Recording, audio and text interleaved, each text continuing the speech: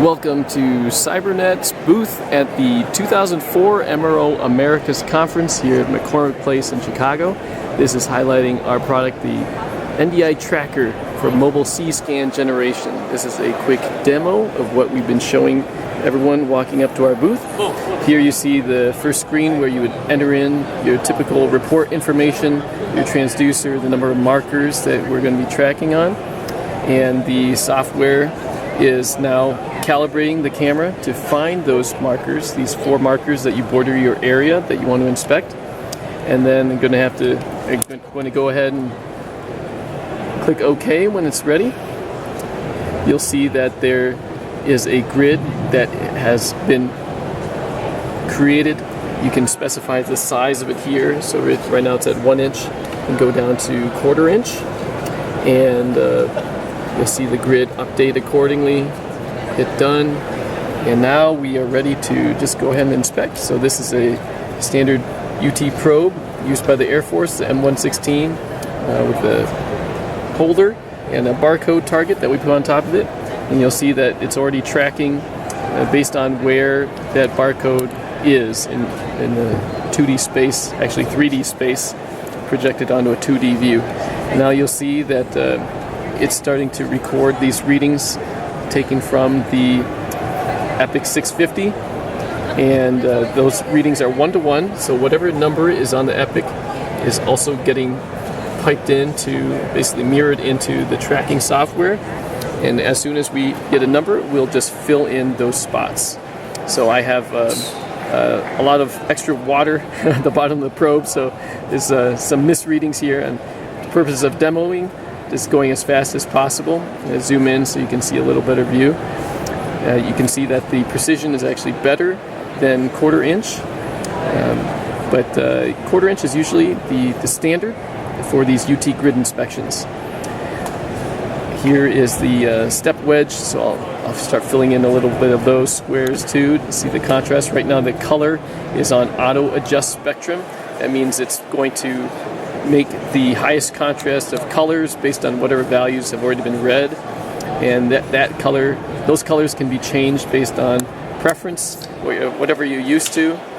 And hey, you can see I'm actually not looking at my hand. I'm looking at the screen to see where I've already covered the squares and where I still need to go, and where I might have misread or did a bad reading. I'm going to go back to that.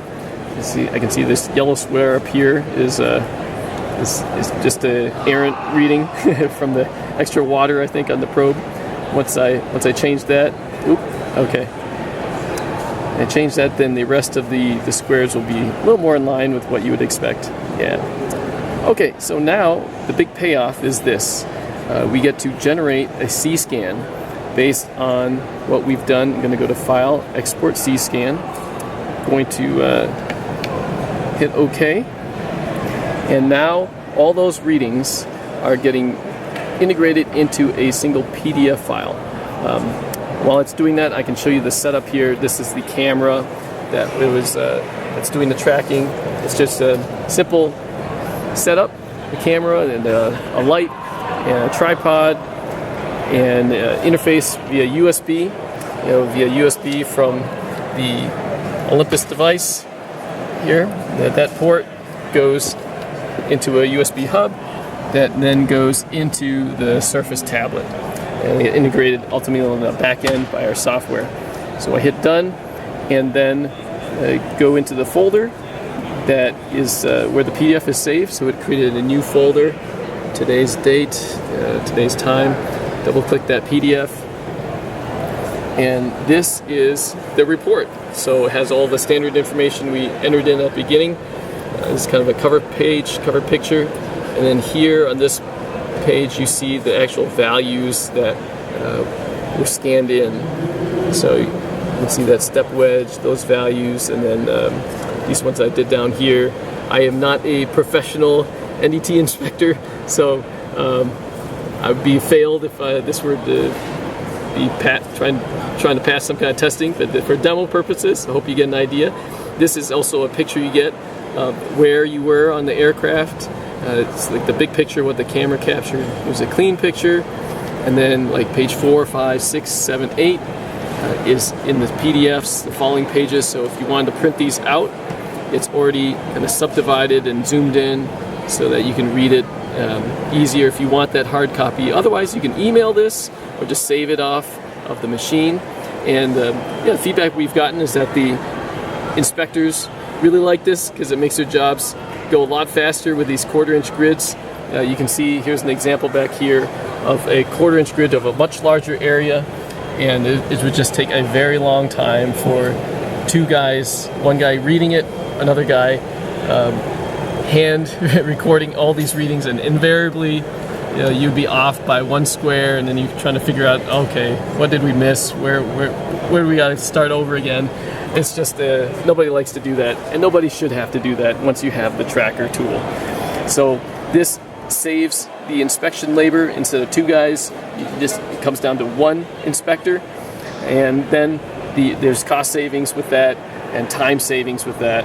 And really the communication of having the picture, the engineers love that, being able to get that data and do more analysis off of that. We actually output CSV files with all that data as well. So that, like basically an Excel file, if you want to do further analysis, you can do that. So this is the quick overview of the NDI tracker. Please feel free to reach out with any questions you may have. Tracker.cybernet.com is the website that we will be updating. And I'll give you a quick picture of me. So I'm Kevin. I'm happy to answer any questions you may have, and look forward to talking to you about how the tracker can help you save time and money. Thank you very much. Bye-bye.